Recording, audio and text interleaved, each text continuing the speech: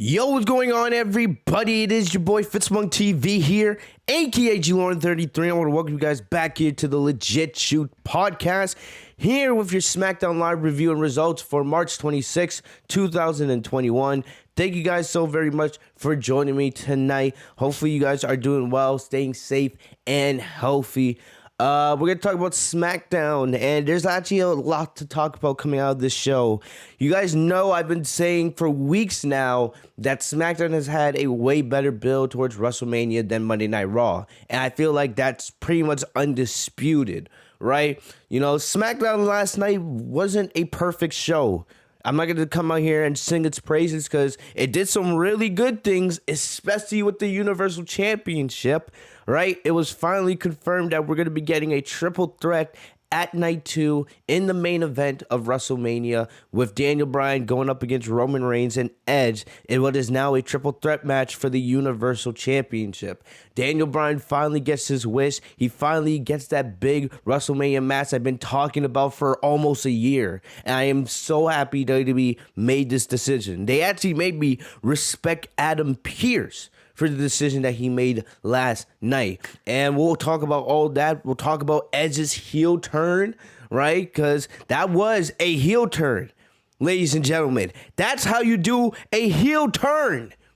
That's the proper way to do it. All this nonsense I keep seeing about Sasha Banks turning heel at Fastlane when she slapped the shit out of Bianca Belair, that is not a heel turn. It's not. And everybody talk about tonight, you know, Sasha turning heel again. No. Sasha's playing the tweener in this story.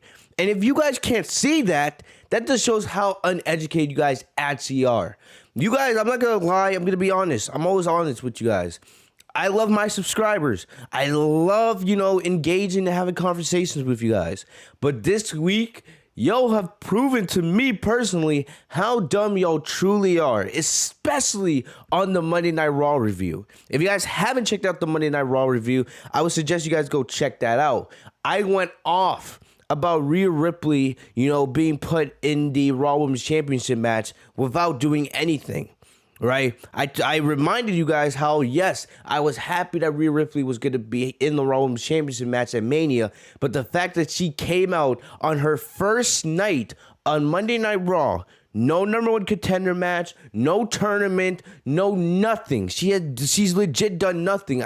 I don't care how big a star you are. Unless you're on like a Ronda Rousey level of stardom, there's no right. You have no right to come in and just demand and ask for a title shot from a champion.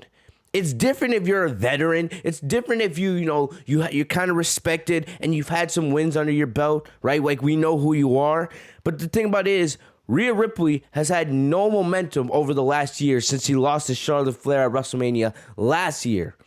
And on her first night on Monday Night Raw, she's out here asking, and she gets a Raw Women's Championship opportunity at WrestleMania. It made the Royal Rumble look pointless. It's like, oh, I don't have to win the Royal Rumble. I don't have to outlast 30 men or 30 women superstars just to get a championship opportunity. I could just be a rookie, right? Kind of like Bianca Belair. I could be a rookie and walk in and get a championship match for doing absolutely nothing. That was my problem with it. I am a Rhea Ripley fan, but you guys really pissed me off because you guys are so blinded by wanting to see a big moment. You don't look at the landscape of the division. You don't look how WWE has not done a good job building up Bianca and Rhea Ripley. I will be the first one to sit here and sing Rhea Ripley and Bianca Belair's praises. Go watch their NXT matches. We all know how good they are. We know that they are the future of the women's division, right? The past was Trish Stratus and Lita and AJ Lee, those trailblazers. And the current is the four horsewomen, Sasha Banks, Bayley, Becky Lynch when she comes back, Charlotte, Asuka. Those are the names of the present. And we know that the future is Rhea Ripley and Bianca Belair. I understand. I truly do understand that it's important that you build up the next generation. WWE has done a horrific job of building up the women's division for WrestleMania. Sasha and Bianca Belair could very well be one of the best women's matches of all time if given the time and the platform it deserves at WrestleMania. We know Sasha and Bianca can give us 25 to 30 minutes of an all-time classic. But the story has been complete garbage. They have butchered the story so hard, and it's so sad to see because we know Sasha and Bianca deserve so much better. But y'all don't care about story. Y'all don't care about build-up. Y'all don't care about character development. All you'll care about is a moment, because you guys are convinced that the second that Bianca and Rhea Ripley become champions, that they're made women in WWE. That doesn't make them into women. And we all know what's more important than winning a title is defending a title. That's what's most important at the end of the day. I've been saying for months, Bianca and Rhea Ripley are not being set up to have good title reigns at the moment. They're not. Look at Sasha and Asuka. Look at Becky Lynch's title reign, right? The only reason why Bayley's title reign was so good was because she had Sasha Banks by her side, and everything through Bayley's title reign was leading to Sasha Banks. And the thing about it is, they butchered that because they rushed the Sasha and Bayley feud. If we're being honest, and JD said on his review last night, and I completely forgot about this, and it needs to be said, Bayley should be the one facing Sasha Banks at WrestleMania. And they should have saved Sasha and Bianca for SummerSlam. WWE messed up badly with Sasha Banks' title reign. Right? They should have never have done the feud so quickly. They did the match at Hell in a Cell, which was fantastic. Right? But they decided to rush the rematch 2 weeks later. What they should have done is they should have had Bayley win the Royal Rumble, and then it should have been Sasha versus Bayley in one final match, like an I Quit match or some crazy stipulation match at WrestleMania that ended for good. Right now, Bayley, one of the best on the women's roster, does not have a match for WrestleMania. Do you guys realize that? We are 2 weeks away from WrestleMania, and Bayley currently has no match. And I feel like we're all in agreement that Bayley, especially for how she carried the company along with Sasha Banks last year, she deserves way better than that. She deserves a big-time match at WrestleMania. And we don't know what's going to happen, because right now, Charlotte doesn't have a match at WrestleMania. I still think there's a chance that Charlotte could be put into that triple threat match with Rhea Ripley and Asuka, but there's no confirmation of that at the moment. We still have to wait and see. Maybe they end up doing Bayley and Charlotte on the undercard. Right? I don't know. But, everything that's happened with this Bianca story, how they've rushed Bianca's push, and they're actually setting her up for failure as SmackDown Women's Champion if she ends up winning, because Bianca's going to have nobody to feud with. A strap does not make the champion. It's the champion that makes the strap. Bianca is not being set up for a good title reign. And I'm telling you guys that if she wins the title at WrestleMania, I'm going to sit here 2 months after WrestleMania and say they have messed up Bianca Belair as champion. When she's feuding against nobody and they put the belt back on Sasha Banks during the summer, I'm going to be here saying I told you guys so. All you guys care about is a moment. It's one moment that they are rushing. You want the moment to feel more special? I'm telling you to push this storyline to SummerSlam. They haven't done justice for Sasha's champion, right? And they're not setting up Bianca Belair to have a good title reign because you'll have nobody to feud with. Nobody. And the thing about it is, Bianca Belair doesn't look like a star right now. She doesn't, especially when you compare her to Sasha Banks. What they've done at Fastlane, making Bianca look like a complete pussy when Sasha Banks slapped the shit out of her. Bianca slapped the shit out of Sasha last night. The thing about it is, the only reason why it looked decent is because Sasha showed it. And we know Sasha's one of the best sellers in the entire company. Sasha put her all into that slap on Sunday. Bianca looked like she was still holding back. It's the little things you guys do not notice. For real, they have not done a good job of making Bianca look like she's actually on Sasha's level, right? There's a reason why they're setting the story around Bianca being the rookie. They're trying to convince you of something Bianca is not at the moment, and I have to be honest with you guys. Sure, some people think I'm biased towards Sasha Banks, and yes, sometimes I am, but I believe she's the best in the world for a reason. And I'm not saying Bianca cannot get there, but right now she is nowhere close to being there. This is a rush feud. You guys are convinced that if Bianca and Rhea Ripley don't win at WrestleMania, that's it for them. You guys keep comparing it to the Rhea Ripley and Charlotte situation of last year, but it's completely different. Rhea Ripley should have never lost to Charlotte. Charlotte should have never won that match. That should have been the match that made Rhea Ripley into a star on the main roster. But she never recovered for that. The circumstances are completely different here, right? Bianca and Rhea are not champions. They're challengers, and they're going up against two of the best of all time in Asuka and Sasha Banks, who are going to bring those two to most likely the best matches they've ever had. Better than anything they could have done in NXT or at an NXT takeover. And then if Sasha and Asuka retain, it's going to make Bianca and Rhea Ripley look like bigger stars. And it's going to make people want to see them even more. When Daniel Bryan beat John Cena at SummerSlam 2013, it was a fantastic moment, right? But the thing is, you know what was a greater moment? Triple H pedigreeing Daniel Bryan, and then Randy Orton cashing in his Money in the Bank, joining the Authority, and becoming the WWE Champion. And then you went from SummerSlam all the way to WrestleMania watching Daniel Bryan struggle. Because then when you saw him win the title at WrestleMania, beat Triple H in the opening of the show, and then at the end of the night, beat Batista, make him tap out with Randy Orton look on the outside to become the WWE World Heavyweight Champion, it felt special. It felt special. And the thing about it is, Bianca Belair and Rhea Ripley, it's more towards Bianca, right?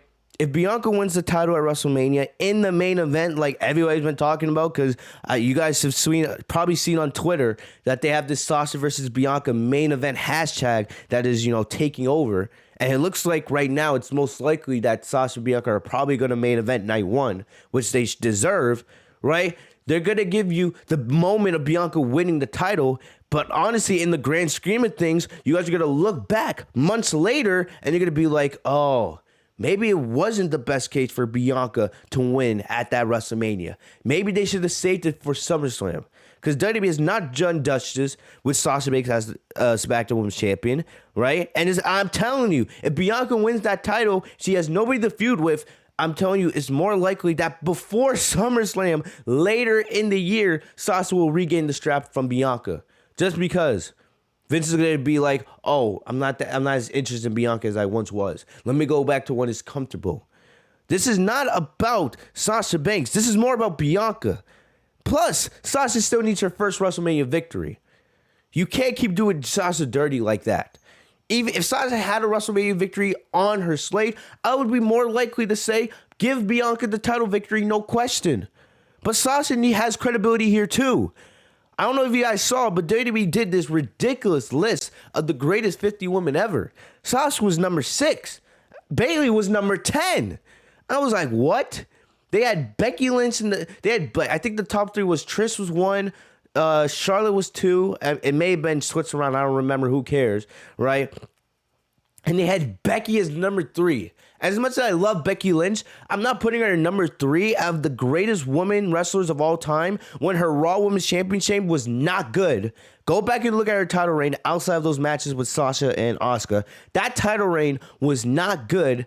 Plus, even though the man, right, the early stages of the man when she was going up against Ronda Rousey, that was fantastic. But I'm not giving Becky Lynch the 3rd overall spot for greatest women's wrestlers of all time in WWE just because of those couple months. I'm sorry. That is huge recency bias right there. We're talking about years and years and years of service and work. That's how John Cena became the greatest of all time in many people's eyes. Right? I'm not giving it to Becky a top 3 spot for what she did for a year and a half when she had a terrible 1-year title reign. Terrible. I'm sorry, no. And I love Becky Lynch. But get that nonsense out of here. This is my problem with this company. They don't understand anything, how to make people look special. The thing about it is, how is AJ Lee not on that list?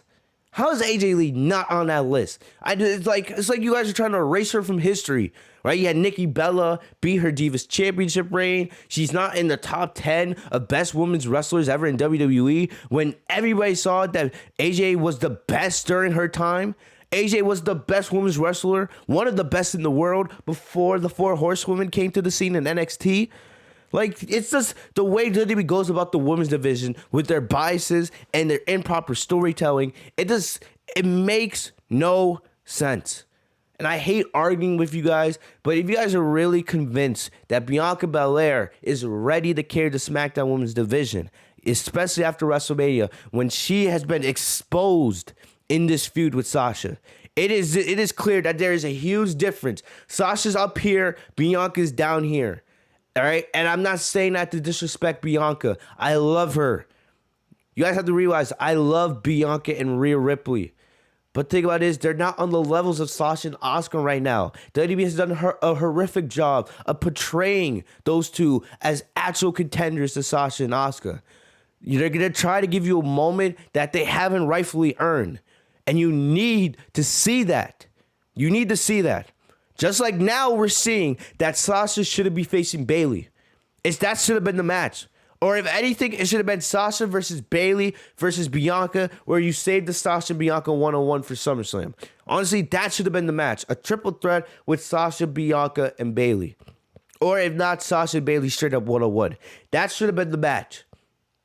Because clearly, now we're seeing that it should have been Bayley in that position and not Bianca, because Bianca's not ready. She's not ready.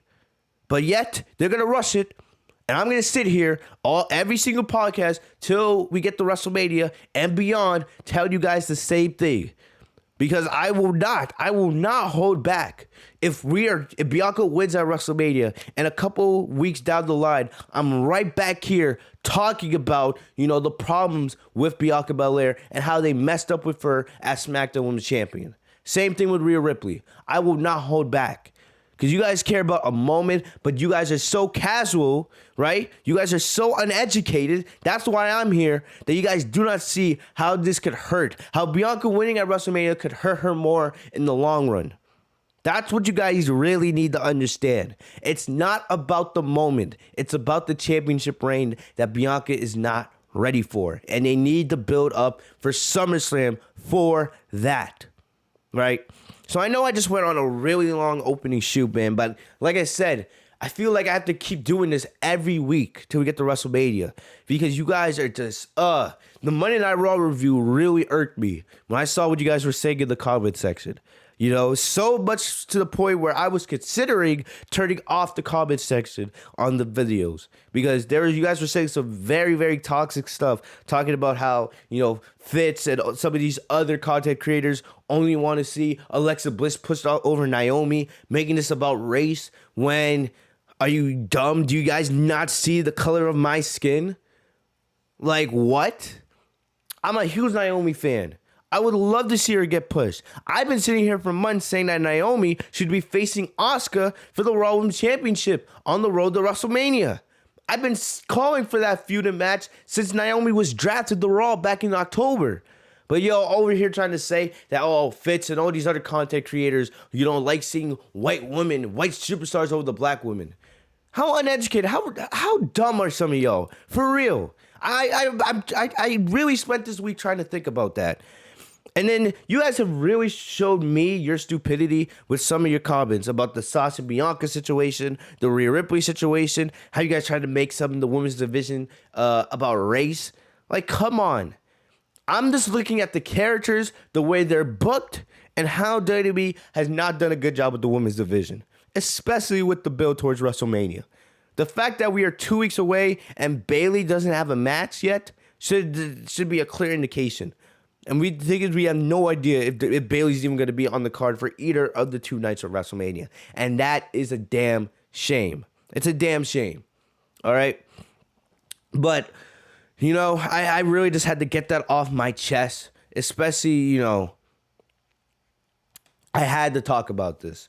And I'm probably going to be right back here on the Raw review next week. And then next week's SmackDown review. And the week after that, right, for the Go Home show, I'm going to be saying the same thing. It says, if I needed any motivation of why I love doing what I do with this podcast, you guys showed that to me this week. That's probably the only positive out of all of this. Because I truly believe I'm here to educate you idiots. For real. Because some of y'all are just dumb. Just dumb. Just flat out dumb, man. But we're going to get into SmackDown tonight, right? You're going to get SmackDown. And outside of the Sasha and Bianca tangent or rant, whatever you want to call it, I tried to do that rant in the most objective way possible. But outside of that, we also had this big thing go down with the Universal Championship. And you for anybody that's been listening to this podcast for any duration of time, I've been saying since Roman Reigns won the Universal Championship back at, what was it? Payback? I think that was the pay-per-view 2 weeks after SummerSlam. I've been saying for months that the match at WrestleMania should be Daniel Bryan versus Roman Reigns. Clearly, WWE, and you guys remember I ranted about this after the Royal Rumble, WWE messed up with having by having Edge win the Royal Rumble and not pick Drew McIntyre. But WWE made up for its mistakes finally. It took them 2 months to get to that point, but it took Daniel Bryan and Roman Reigns giving us an instant classic a couple weeks ago at Fastlane for WWE to finally figure out what they needed to do. And they gave us the triple threat match between Daniel Bryan, Edge, and Roman Reigns. I am very, very happy about this. I know some of you guys are complaining you're not going to get your Edge versus Roman dream match. You guys are going to get that at some point this year. It could be at SummerSlam. It could be at the pay-per-view after this. Because right now, guys, I have zero clue who wins this match. I have absolutely no idea who wins this match between Roman Reigns, Daniel Bryan, and Edge. If I had to pick one person, I'm picking Daniel Bryan. That would be my pick. That would be the guy I would want to see win. Second would be Roman. Third would be Edge. Not that I hate either one of the three. I have no problem with either one of the three. But I don't think Edge needs the championship. Right? I feel like it's just there because it's the storyline. Edge, also talked about it, which we'll talk about it more in a sec. Edge said that this was 10 years to the day, right? 10 years to the day of when I was forced to make my retirement, blah, blah, blah, all this other stuff. But I just don't think, Edge doesn't need the title. And Roman, you can make an argument that Roman shouldn't lose that championship ever. Because Roman is just that damn good as a heel. I love it because I said for years you needed to turn Roman heel, and they actually did it, right? And Daniel Bryan, you guys know how much I love Daniel Bryan. He's one of my favorite on the main roster, and if you think about it, he's the babyface. He's the only babyface. We thought that originally it was going to be most likely Edge as the babyface and Daniel Bryan as the second babyface with Roman being the heel, but Edge was turned heel last night. And guys, idiots, I said this earlier. Edge turning heel, that's a proper heel turn. Sasha Banks did not turn heel at Fastlane. The way Sasha Banks is acting, she's a tweener in this feud. Because they want to make you convinced that Bianca's the baby face, right? And all that other stuff. But Sasha Banks is a tweener, not a heel. Sasha hasn't done anything to make herself look like a heel in her feud. Right? Sasha Banks, man, I don't know why they're putting in these piped in like boos for Sasha, in the Thunderdome, even though they know if there was a live crowd, Sasha would get cheered. It's a bunch of nonsense if you ask me, right? Because Sasha's, the only reason why she's going hard at Bianca, because she's not only mad at Bianca, because she believes Bianca cost them the Women's Tag Team Championships at Fastlane. Plus, she's tired of Bianca coming here trying to order her around, telling her about Reginald, talking to her about, thinking that she's the leader of this division when Sasha's the champion, right? And she's the rookie. So that's the reason why Sasha's going hard at Bianca. And if you guys can't understand that what Sasha's doing right now is in line with her babyface character. What Sasha's doing right now is something that a babyface Rock would do in the Attitude Era, right? That's what you guys need to understand. If you guys can't see that, it just, once again, is another example of why you guys are casuals and why you guys are blind idiots. And I know I apologize. I'm going off on another tangent about Sasha and Bianca, but I just had to make it clear. Edge turning heel last night on SmackDown, that was a clear heel turn. And, Sasha, she's a tweener at best in this feud with Bianca so far. If Sasha turns heel, if she fully turns heel, I'll let you know. But anyway, back to it with Edge and them, right? I'm happy that they turned Edge because Edge is a better heel than he is babyface. We all know this. We don't have to, be surprised. Look back at history. Look at Edge's rivalries with Undertaker and John Cena from back in 2006, 2009. Edge was always a way better heel than babyface. The ultimate opportunist. That nickname was given to him because he was such a great heel. Right? And now that Edge is fully heel, it's making me have hope that there's a better chance that Daniel Bryan will get that big moment at Mania. Because Daniel Bryan has struggled to get where he is right now, right? Having to win the Elimination Chamber, then getting screwed after the Elimination Chamber, being forced to face Roman Reigns, legit 30 seconds after winning that Chamber match. And then beating Roman Reigns at Fastlane, but Edge not doing his job as the special guest enforcer, and then, not being declared Universal Champion, and then getting screwed in the process. So the way you've seen it, Daniel Bryan deserves to win the Universal Championship at WrestleMania, especially if he's the lone babyface here. It's like WrestleMania 30 if you think about it. WrestleMania 30, Batista and Randy Orton were the two overwhelming heels, and they beat up on Daniel Bryan for about 60% of that match. And then you think about it, that's the same thing we're seeing right now with this storyline, right? Edge turned heel last night. Roman's already the best heel in the company. And then you have Daniel Bryan as the lone babyface. There's so many Easter eggs to that WrestleMania 30, main event. And WWE should consider all options here. No option is bad. With either Roman retaining or Edge winning the championship 10 years to his retirement, and Daniel Bryan getting another moment similar to WrestleMania 30. No option is bad. But I just wanted WWE to consider, what they want to do after WrestleMania. Do you want to do Daniel Bryan versus Edge? Because I feel like that's a match we all want to see. Do you want to do Edge versus Roman Reigns? Do you want to continue the Roman Reigns and Daniel Bryan feud? Do you want to incorporate someone new into the title picture? Maybe like a Seth Rollins or a Cesaro or a Nakamura. There's a lot of things you got to consider here. So I hope WWE has a plan. This is why I feel it's so important to have long-term storytelling, people. You can't book this week to week. You need to have a plan. You need to have a plan of where you want to go after WrestleMania. Because after WrestleMania, the build towards SummerSlam begins. And if SummerSlam is in Boston this year, you never know what's going to happen. That's what I'm saying. I really hope WWE sits there and highly considers what they want to do at WrestleMania. I truly hope they sit there and consider this in its full retrospective, right? So the big thing was Edge turning heel and Daniel Bryan being added into the Universal Championship match, which we're going to get into right now. I don't know, this kind of feels like a 30-minute opening shoot, right? But those are the two big things I wanted to talk about, right? I honestly could end the review right here if I wanted to, because like I said, I wanted to talk about the Universal Championship and the SmackDown Championship, the SmackDown Women's Championship, right? But still, we're going to go through the rest of the show like we always do here on the podcast. I'm going to try to do this quickly, right? Because we already spent so much time on that other stuff. But here we go. So Daniel Bryan kicked off SmackDown tonight, and he reminded the fans that Roman Reigns tapped out to him at Fastlane, despite vowing that he never would. Reigns said that he would rather die than tapped, but he still tapped. And there's no excuses for that. Roman Reigns tapped out. And I don't know if this is actually true, but that was one of the only instances, if not the only instance, that Roman Reigns has ever tapped out in a WWE match, which is still crazy to actually think about, right? But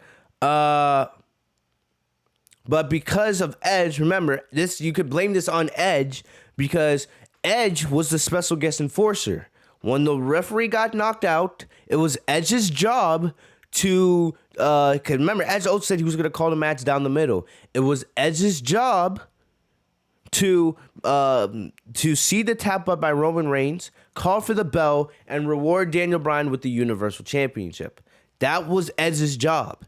Instead, he didn't. He took a steel chair and he hit both Roman and Daniel in the back, and then just left the ring. So it doesn't matter what Edge said. Daniel Bryan made Roman tap out. And it's Edge's fault that Daniel is not the Universal Champion. That's just facts. That's undisputed. It's not speculation. It's fact. Right? So, So Bryan said that he's not asking anyone to give him anything, but he's willing to earn the title to earn a shot at WrestleMania. So Bryan said that he wanted a match with Reigns tonight, and he was not going anywhere until he got it. This reminded me of like something Stone Cold Steve Austin would do in the Attitude Era when, Stone Cold would sit in the ring and not go anywhere until he got what he wanted. I love how Daniel Bryan did that tonight, and they actually continued this through the commercial break. Daniel Bryan would sit up there for like a good 10 minutes just waiting for Adam Pearce and someone to talk to him, right, about the Universal Championship, situation. So I liked how they went down that route. The only thing I had a little bit of a problem with is I don't think Daniel Bryan should have asked for another match with Roman Reigns. If I'm Daniel Bryan, I would have came out there and just demanded, put me in the WrestleMania match. I don't care how. I don't care if I have to face Roman on night one. I don't care what I got to do. I don't care if I have to face the winner after the match. I deserve a Universal Championship opportunity because I did beat Roman Reigns. I don't care what the decision was. I don't care what happened. Roman tapped out for the whole world to see. I am the unclaimed Universal Champion. I shouldn't have to face Roman again. I should have to earn a championship opportunity. I should be the champion right now. That's what Daniel Bryan should have done. That's the only problem I had with Daniel's promo. But Adam Pearce came out after the commercial break, and he revealed that he could not give Bryan a title opportunity tonight. So then Bryan pitched that he would want to face the winner of Edge versus Reigns, but Adam Pearce said that would be unfair, especially Daniel Bryan should know that because of what happened to him at the Elimination Chamber. Then Bryan pitched Edge versus Reigns at WrestleMania Night 1, and then the winner faces him on Night 2. And it looked like Adam Pearce was going to actually accept the offer. And I liked how Roman actually brought that up later on backstage. Roman said no matter what happens, right, there is no way I'm defending my title on both nights. Roman said, and I quote, "You get me for one night in the main event. That's it." I love it. Roman making it clear and simple, like, yeah, nah, don't play any games with me. I'll defend my title at WrestleMania, of course, like the main event I am, but you're only getting me for one night, not both. So then Edge came out, right? And Edge came out and he smacked the mic out of Adam Pearce's hand and then walked to the ring. So then, Edge went off. Edge said that, I'm tired. I've been sitting back for the last month, watching as you make yourself look like this little shining knight of armor. Even though, like, Edge was a babyface too during the last month, so it didn't really make a lot of sense when he said that. But Edge said that you lost to Roman Reigns twice. Even though Edge, I'm going to remind you once again, Edge is the reason why Daniel Bryan lost. Edge caused Daniel Bryan the victory. He won. And we all know if Edge was in Daniel Bryan's shoes, he would be doing the exact same thing. Because the wrestling business, you have to be selfish. You have to go in the business for yourself. Right? I applaud Daniel Bryan for what he did. You think Bryan's just going to sit back and be like, well, I'm not in the Universal Championship match at WrestleMania. Roman Reigns beat me, even though I was screwed out of the title. No. Go fight for your dreams. Like Daniel Bryan would say, go fight for what you believe in. I applaud what Daniel Bryan did. It's fantastic. And Edge should be applauding it too, because we all know if the situation was reversed, Edge would do the exact same thing. Heel or babyface, it wouldn't matter. Right? So then Edge pointed out that WrestleMania, this is his dream, that 10 years ago, right? WrestleMania is 10 years to the day when I had to point out my retirement, which is absolutely crazy and very, very ironic. But yeah, and we all know 10 years ago was the last time Edge defended the World Heavyweight Championship at WrestleMania, which was, WrestleMania 27 against Alberto Del Rio, right? So a lot of history here with Edge. Edge also mentioned how he won the Royal Rumble match, and then that's how he earned his title opportunity. You don't deserve the match. I'm the main event, you son of a bitch. And Daniel Bryan did not take that lightly, and the two started brawling. So I love the intensity from Edge here, but like I said earlier, I just have to mention that some of this all happening is Edge's fault. He didn't call the match down the line like he said he would. Because if he did, the match right now would have been Daniel Bryan versus Edge, not Roman. It wouldn't be a triple threat. It would have been Bryan versus Edge at Mania. So, I love the intensity here. It's just that Edge did come off a little bit hypocritical. That's all. If we're really analyzing this like we should be. So, then we got the brawl, and then Edge laid Bryan out with a spear, and then he hit Bryan with a steel chip to the hip. So afterwards, you see Edge. He's doing like he's holding his hair, all that good stuff, and I'm like, yes, this is a heel turn. Edge is so. Edge is so jealous, right? Or not really jealous. He's so angry that Bryan's, interfering in his WrestleMania business, right? That, it's caused him to go over the edge. Now he's going back to that old Edge, that ruthless bastard that would do anything to win championships, to win any match he could. And I'm loving that. I'm really loving that. The thing that's going to be interesting to see if Edge is only going to be like this for WrestleMania. Because we all know if Daniel Bryan hadn't forced his way into this match, right, Edge would be the babyface and Roman would be the heel. You're not doing heel versus heel in the main event of WrestleMania. You got to give the fans somebody to cheer for. And clearly it would be Edge in that situation. But now that you have Daniel Bryan here, I guess it gives WWE to be more open, by having Edge be a heel here as well. Something for Daniel Bryan to deal with. Not one, but two amazing heels. So, well, we'll see if this heel turn lasts beyond WrestleMania or if it's just for the next couple weeks. But I loved it, and it was great stuff. So, let me just clear my throat. So throughout the night,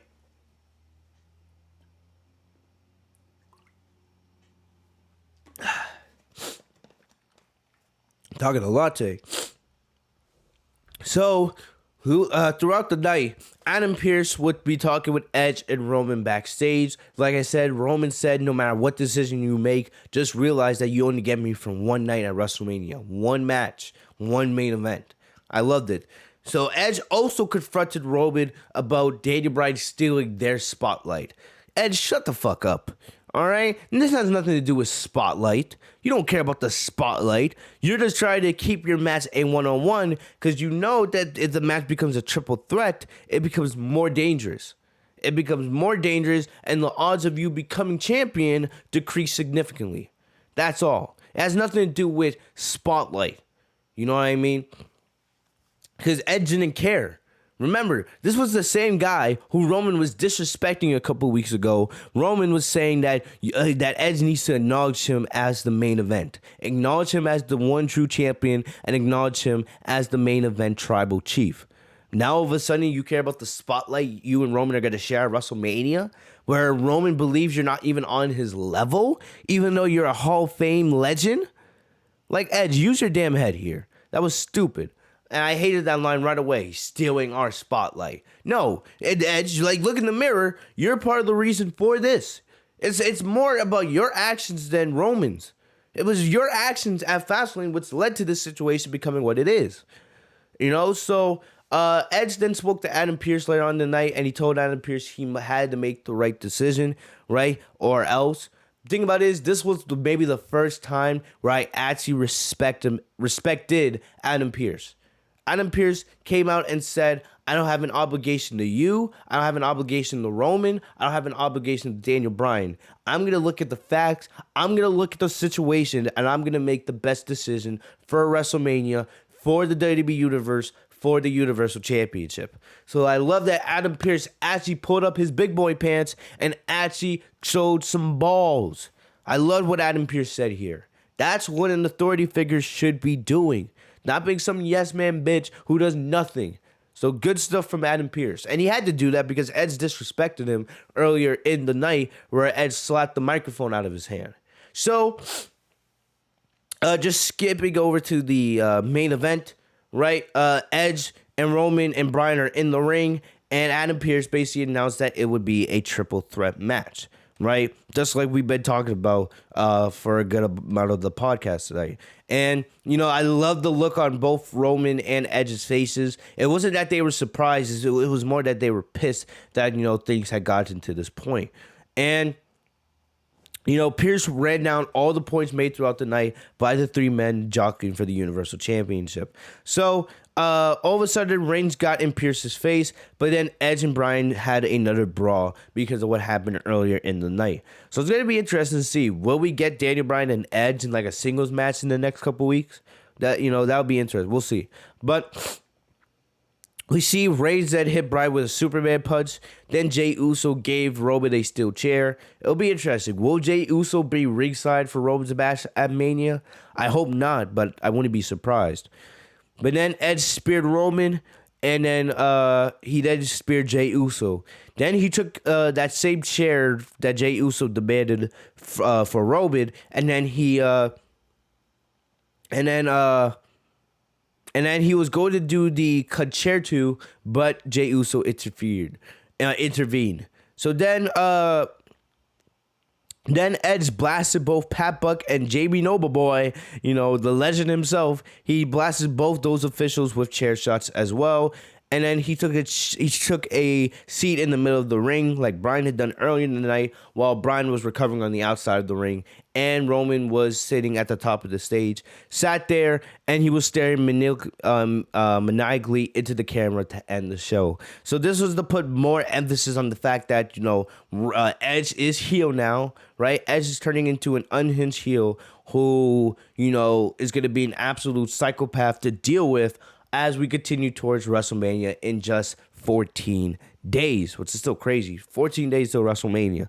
But, really good stuff here. I enjoyed this a lot. I enjoyed everything about this. Great stuff. Edge's heel turn was fantastic. I love how, he blasted the WWE officials, right? Really, really good stuff. And it's good. I'm excited to see what they do with the storyline in the next couple weeks. Wouldn't be surprised if they give us Bryan versus Roman, on WrestleMania, or not WrestleMania, on SmackDown the next couple weeks. They could easily do that. But we'll just have to wait and see. But they're doing a beautiful job with this storyline, and Edge's heel turn enhances it. And it really makes me want to see Bryan win at WrestleMania. Moving on, there's actually a lot of other stuff that happened on this show, but we've basically just been talking about the women's title and the Universal title. So Shinsuke Nakamura versus Seth Rollins, they had a banger of a match at Fastlane, and WWE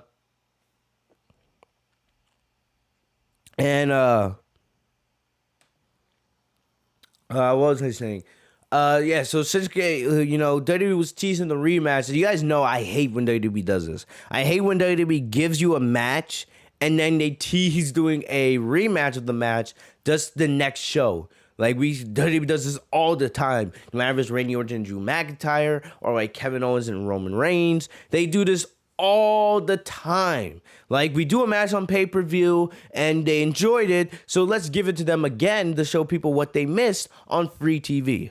Like, it's honestly one of the worst things that WWE does. I hate when they do this. But either way, the story wasn't about Nakamura and Rollins. It was more about Cesaro and Rollins. And Nakamura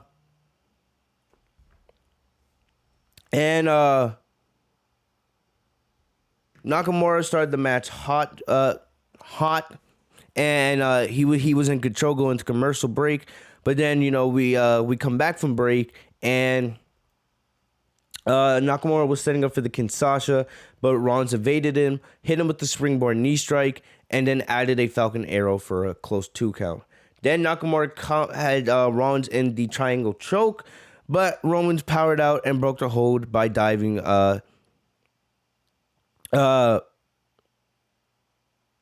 he power slammed Nakamura into the mat. Then he did the stomp, the curb stomp, and he got the win. So this match wasn't better than the match they had at Fastlane.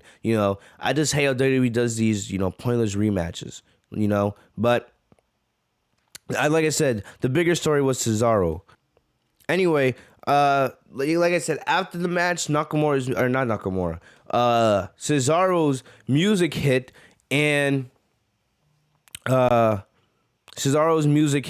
and Rollins and Cesaro started. I'm sorry, I'm looking at my notes. They're all over the place. Rollins and Cesaro started swinging at each other, going at it, and firing away. But Rollins, was able to escape after Cesaro went for the swing. So they're really making an emphasis here how Rollins hates being swung. Because anytime what's his name? Anytime Rollins hits him with anytime Cesaro hits Rollins with a swing, Rollins sees it as disrespect to the visionary that he's trying to be for SmackDown. So he was able to escape to Cesaro's swing. Cesaro was just trying to get payback on Rollins for the 2 stomps he hit him with a couple weeks ago, which explained his absence. So then we go backstage. Rollins cuts a really good promo talking about how he refuses to be disrespected, right? And he refuses to ever let himself be swung again by Cesaro. And he's going to end this by when he beats Cesaro on the grandest stage of them all. So then he challenges Cesaro to a WrestleMania match, and all of a sudden Cesaro gets back to Rollins from behind. He throws him into a crate, and then he hits him with a beautiful swing backstage. You guys got to go to WWE's social media page, their Instagram page, and see like the Instagram reel of Cesaro swinging Nakamura. It actually looks really, really beautiful. I love the Cesaro swing, and I love the way Rollins sells it, man. It's beautiful, right? So there you have it. Cesaro versus Rollins is now confirmed. I believe it's being put on night 1, which I have no issue with at all. It could low-key be an absolute show stealer because of how good Cesaro and Rollins are. Cesaro's a 5-star match machine. Rollins is one of the best in the entire company. I expect it to be an absolute banger, and I expect Cesaro to be the one to get the WrestleMania victory, right? Cesaro has never had a WrestleMania moment, and I feel like he's going to get one in 2 weeks there in Tampa Bay, and I am very excited for that. So good stuff here with Rollins and Cesaro. The one other thing, like I said, I don't know what you do with Shinsuke Nakamura. You're trying to build him back up as a babyface, and I'm happy for that. But right now, it looks like there's no way for Nakamura to, fit on the card. That's why I was saying I would have rather them do an IC ladder match, so you could get names like, Nakamura involved, because I feel like we all know Nakamura deserves to have some kind of match at WrestleMania. I don't want to see him in the Battle Royal because I feel like Nakamura deserves better than that. But we'll just have to, wait and see. We'll just have to wait and see. But yeah, I don't know what you do with Nakamura though. Hopefully, after WrestleMania, they renew his push and we see him get something better, right? Because I feel like Nakamura deserves to be either in that main event scene fighting for the Universal Championship, or you can put him in the IC title. Like, I have no problem with either. But I do want to see Nakamura have an actual direction after Mania, And we'll see if they give him that. Because we all know how great Nakamura is, and I want to see him back to try to get back to where he was in NXT. I still think he has that potential to be that character, to be that babyface star on the main roster. I feel like most of you guys would agree with me. So, Big E and the Street Profits versus Apollo Crews, Otis, and Chad Gable. I did not like this, right? Not really for the match. It's just that this is just laziness on WWE's part. So basically, the only point of this match was to make you believe that Apollo had earned another match with Big E at WrestleMania. Because we all saw the botch finish at Fastlane, and I was unhappy with it because anything outside of Apollo Crews not becoming the IC champion was wrong, and he didn't become IC champion, so they messed up. Plus, the botched finish was something a lot of people were talking about coming out of Fastlane. So, WWE didn't really make any attempts to explain what happened. And I don't like when WWE does that. It's like an insult to our intelligence. Like, we saw the show. Just explain to us, like, what's the plan? What's next? Right? What you going to do to fix this? But anyway, the match was okay. It's just that WWE announced that Big E versus Apollo would be taking place at WrestleMania, and it's not a big surprise to me anyway. We knew it was either going to be this match or a ladder match, and they gave us the IC match, which I feel Apollo and Big E are going to absolutely kill it at WrestleMania. The thing about it is, I just hate how we got here, Because then you had Apollo win this match by pinning Big E to try to give you that illusion like, oh, yeah, the Big E deserves, or Apollo deserves the IC title match because he pinned Big E in tag team action, right? He pinned the champion, Like, that's laziness, that's uncreative. Plus, it's like you're just trying to make up for the botch that you guys did at Fastlane without explaining to us the botch. So we'll see what happens. We'll see. They actually mentioned the botch here in the next 2 weeks, but I didn't like Apollo pinning Big E here, clean. I hate seeing my champions lose clean on TV. I absolutely hate that, but I don't know why that's in WWE's agenda. I don't know why that's in WWE's formula, but that's what happened. Apollo pins Big E clean, and we're going to get Big E versus Apollo one more time at WrestleMania. I think Apollo should win that match, to be honest. I know Big E's never won a WrestleMania match, but I feel like we got to put Big E in the main event scene as well. I feel like after WrestleMania, there's going to be a shakeup. So we're going to see there's a decent amount of baby faces on Raw. Well, Edge was a babyface before last night, but you had Daniel Bryan, you have Cesaro, you have Nakamura, you have Big E, you have Kevin Owens. So I feel like WWE does need to they need to change things up a little bit. There needs to be a superstar shakeup. Raw needs baby faces. They don't have many top baby faces outside of Drew McIntyre right now. So I feel like a superstar shakeup would do well for both Raw and SmackDown. Splitting up those baby faces so that the divisions are a little bit more even. And I feel like Big E needs to be in that main event scene after WrestleMania. As much as I would love to see Big E get his first WrestleMania victory, just like Sasha Banks needs to get her first WrestleMania victory at Tampa, I feel like Apollo has to win. If Apollo doesn't win at Mania, it's over. It's over. He should have won at Fastlane to begin with. He should have won at Fastlane. But the fact that we got the botch and now we're getting this match again, Apollo has to win. It's that plain and simple. I feel bad saying that because, like I said, I want Big E to get his moment. But Big E needs to be put in the main event scene. Big E does not need the IC title. Apollo needs that IC title more. I feel like, especially, there's a chance that we're going to see a lot of baby faces win their matches at WrestleMania. And you need to have a couple heel victories here and there. I think Apollo winning the IC title would be the best route for this match going into WrestleMania. I hate to say that for Big E, but I feel like that's what they got to do. So right now, I believe Apollo has to win the IC title at Mania. But either way, it is what it is. We'll see what happens the next 2 weeks, but that is that. So next up, we had the KO show with Sami Zayn. I just want to say, I'm not trying to toot my own horn here, but who said that it should be KO versus Sami Zayn at WrestleMania months ago when KO got moved to SmackDown? Who said that? Me. Go back. Go check out the podcasts before the WWE draft last year.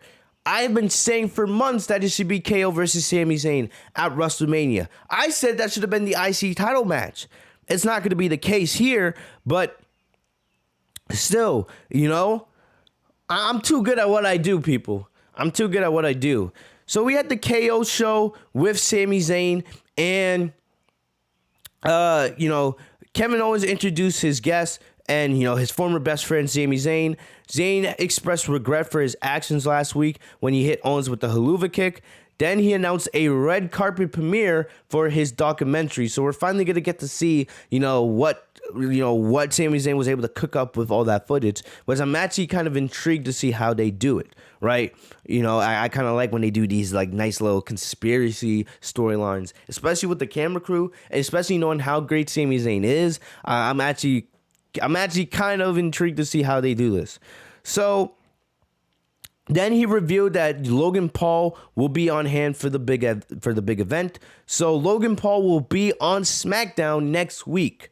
I don't know if he'll be there live on the Thunderdome or they're going to do something with Zoom. I know Logan lives in LA, but we'll see. I'm very intrigued by this. How is WWE able to get a partnership with Logan Paul, right? You have Sami Zayn out here talking about how Logan Paul's one of WWE or one of YouTube's biggest stars with his 23 million subscribers, even though WWE has 70 million subscribers. I don't know, Sami Zayn forgot that.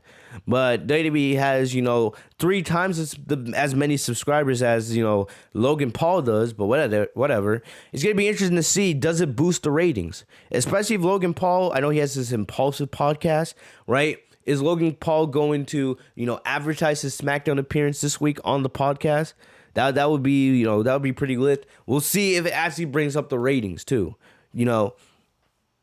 So I'm actually intrigued by this. And especially Logan Paul is a boxer, so who knows? Maybe Logan gets a little physical here, right? It's not like this is Logan Paul from 4 or 5 years ago. This is Logan Paul who's actually going to be fighting Floyd Mayweather, even though I don't think Logan has any chance to beat Floyd Mayweather, but it's still something that's very intriguing and interesting to see.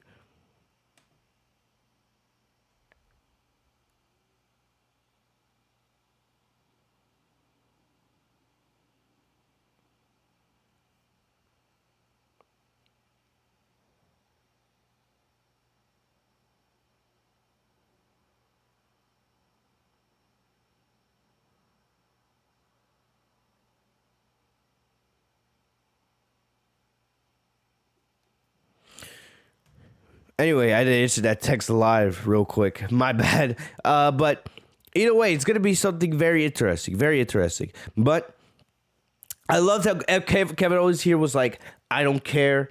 I don't care. I don't care. Right? He's just like, I don't care.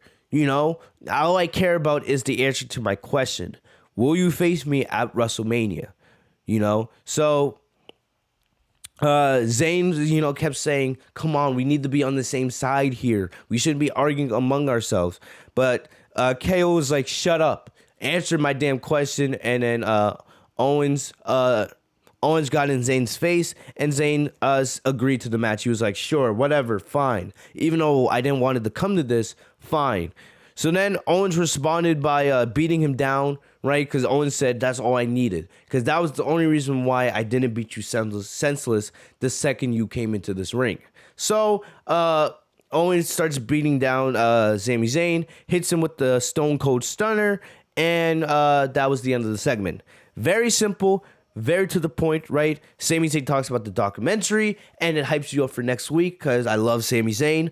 Plus, I'm very intrigued to see if they do anything with Logan Paul to set up for the future. Because I would not be surprised if we see a Logan Paul match, in the future in WWE. And I don't like celebrity matches, but still, let's see what they do here. With the segment next week. It doesn't confirm anything, but we'll just have to wait for the red carpet premiere. And I loved Owens' intensity on the mic, not playing any games. Like I said, I've been saying we should have got this match for months now. I wish we got it for the IC title, right? With Sami Zayn still as champion, but either way, I'm not complaining. It's going to be a banger of a match. It's going to be one of the show stealers. Like I said, SmackDown's card for WrestleMania looks pretty solid. Rollins and Cesaro, right? Rollins and Cesaro, Owens and Zayn, Sasha versus Bianca. Even though the build for Sasha Bianca has not been good, we know the match is going to be a classic. The Universal Championship triple threat with Edge, Roman, and Bryan. Biggie and Apollo. There's a lot of show stealers on the SmackDown side of things. Raw's in a lot of trouble on for the 2 nights of WrestleMania. There's almost nothing excited coming from the Raw brand at WrestleMania outside of McIntyre and Lashley and maybe Asuka and Rhea Ripley. Either way, so that was that. Simple and to the point with this segment. We'll see what happens next week. Quickly going through what happened with Sasha and Bianca. We already talked about this for the most part, but Bianca Belair cut a promo backstage where she talked about the reason why she didn't retaliate to Sasha is because her mom told her, don't do that kind of stuff, right? So Bianca said, she let Sasha get away with it. She wanted to be the bigger woman at Fastlane so that she could be the better woman at WrestleMania. So Bianca actually cut a decent promo here, right? Bianca talked about how she's done playing games, right, and how she was going to tease Natalya tonight, right? for everyone to get their kids away from the screen, because you're not gonna like what I do to Natalya tonight. Trying to send a message to Sasha Banks. So Bianca had a decent promo here, but still, it's just I'm not there. They haven't done enough for me to believe that Bianca should defeat Sasha at WrestleMania, and I'm sticking by that. This is my honest opinion. So anyway, we get the match here, and Sasha came out halfway through the match and then joined on commentary. Sasha talked about main eventing WrestleMania with Bianca. So it looks like Sasha and Bianca is actually going to be the main event for night one, which I'm excited for, which would make it even better is if Sasha retained. But either way, baby steps, right? Baby steps. So all of a sudden, there was a point where Natalya knocked Bianca to the floor. Bianca slapped Sasha in retaliation to what happened at Fastlane. Even though, like I said, it didn't have that same intensity that, what we saw at Fastlane. Bianca was still holding back. It's the little things you got to notice here, people. So then she delivered the kiss of death, the KOD, to Natalya, which Natalya sold well and got the victory. So then afterwards, Sasha hit Bianca with a backstabber, retaliating for Bianca's slap. Like I said, guys, not a heel turn. It's just Sasha reminded Bianca that this is her division and she's the best in the world. There was a backstage promo that Sasha gave, right? But it was on, it was exclusive to YouTube. I wish WWE had played this promo or after, Bianca got hit with the backstabber. I don't know why Sasha didn't grab the mic and say this. Sasha cut a beautiful promo talking about all I'm doing is reminding Bianca that I'm the best, that this is my division. Bianca keeps trying to tell me what to do, right? She thought she could boss me around about how to deal with Reginald. And notice, there was no Reginald on the show last night, which was fantastic. Let's clap for no Reginald last night, right? So really good stuff there. And the fact that Reginald is no longer involved in the storyline is a blessing in disguise. I just wish they had gotten rid of him sooner, because it would have made this whole storyline and match better. But either way, Sasha talked about how this is her division and that Bianca needs to fall in line. So like I said, it's not a heel turn. It's just Sasha's character. It's just that Sasha's that confident babyface like The Rock was back in the Attitude Era. I don't know how many times I have to remind you of that. It's not a heel turn. Unless you see Sasha do to Bianca what Edge did to Daniel Bryan or worse, it's not a heel turn. Right? So get that through your thick skulls. Sasha may be the tweener, and it may be a little easier to, root for Bianca here, but Sasha is a tweener at best. She's not a heel. Get that through your freaking brains here, people. All right?